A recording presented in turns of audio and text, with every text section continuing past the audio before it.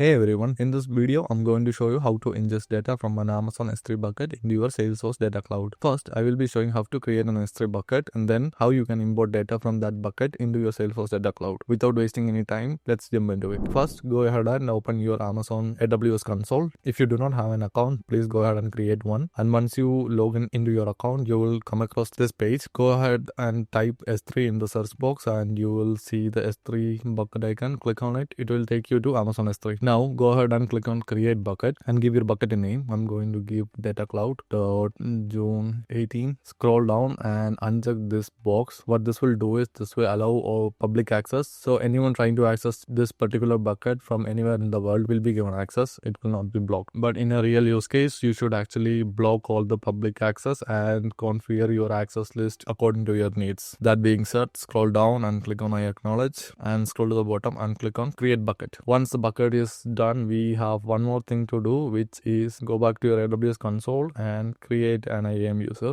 If you don't know where to find it, you can search in the search box again with IAM and click on IAM. Once you are here, go to the users on the left panel and click on create user. Now you can give your user a username. I'm going to give Salesforce user and click on next. Here you can choose to what products that you own. In this page, what you're going to do is you're actually configuring your permissions. To whatever products that you own are you going to give the permissions. It's an Amazon recommendation that you should create a group and then give permission to that group, just like we do in Salesforce. But for this use case, I'm just gonna directly attach my permission policies. So to do that, click on the third option and in the search box type on Amazon S3 and you will see Amazon S3 full access. Check the box, scroll down and click on next. Just go through all the permission and verify everything is as per your use case. Click on create.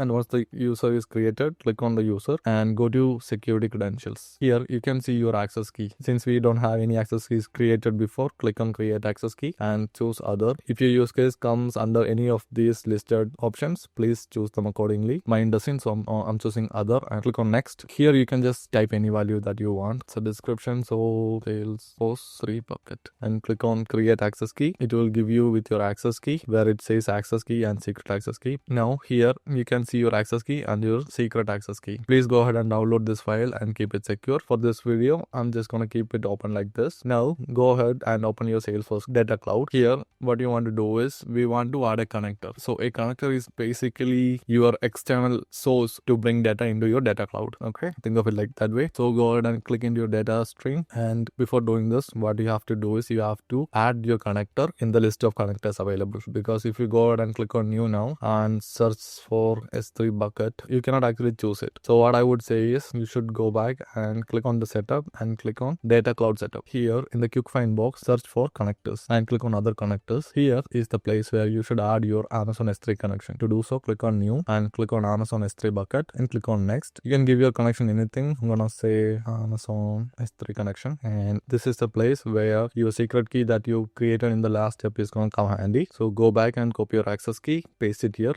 Do the same for secret access key, copy and paste it here. For your bucket name, go back to your Amazon S3 bucket and open it. Click on the bucket and copy the name of the bucket. Give the bucket name in your Salesforce Data Cloud, and if you have that data you are looking for is under some other directory, please choose the directory path accordingly. Mine is right at the root folder. Oh, by the way, I haven't uploaded any data. For that, I'm gonna upload a sample CSV file. Click upload and add files and choose your file. Have a customer sample data and click upload.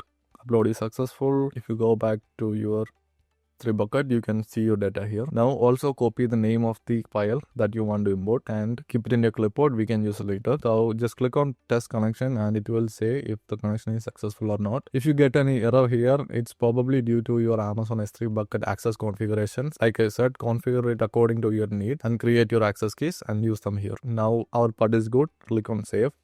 And now your connection is added. Now what you can do is you can go to your data cloud and click on data streams. Here you're going to create a new data stream. Think of a data stream as a way to bring in your data. Here I have opened my new data stream and here under the other sources you can see our Amazon S3 connection. click on it and click on next. Here the connection is automatically chosen because that's the only existing connection in our account now. Choose your file type accordingly and paste your file name here, which you copied in the last step, and click on next. If everything goes well, it will take you to the next page. Yes, our connection is successful and we can see all the data being bought in. Now under the properties for category, go ahead and choose profile. Since I have a customer related data, I'm choosing profile. Let's say if your data is associated with some kind of actions that you do, like for example selecting a product item, okay, clicking on like or unlike, so those kind of data will come under engagement. And if you can't choose between a profile or engagement, go ahead and choose other. For primary key, I'm gonna choose customer ID and keep the rest of the configuration as it is and click on next. Now okay, you can either choose upsert or full refresh. I'm gonna do a full refresh and look through other settings and configure them as necessary for your use case. Now go ahead and click on deploy.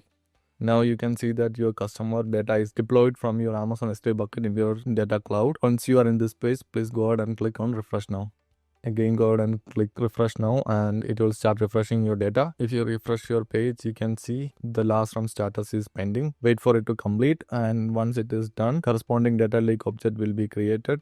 Now go back to your data streams and here you can see your data stream being created under the name customers.csv Amazon S3 connections. Go ahead and open it, and once the status changes, you can see your data. We will wait for it. Here you can see the last run status has changed from pending to in progress. As I said before, it will take some time to bring all the data based on your data size in your Amazon S3 bucket. So let's wait for now. Now go ahead and open your data lake objects, and as you can see, your customer data has been imported from Amazon S3 bucket into your data cloud. And if you open that data lake object, you can see total 100 records have been processed. That is all for this video, guys. If you have any questions, please comment it down. Catch you in the next video. Thank you.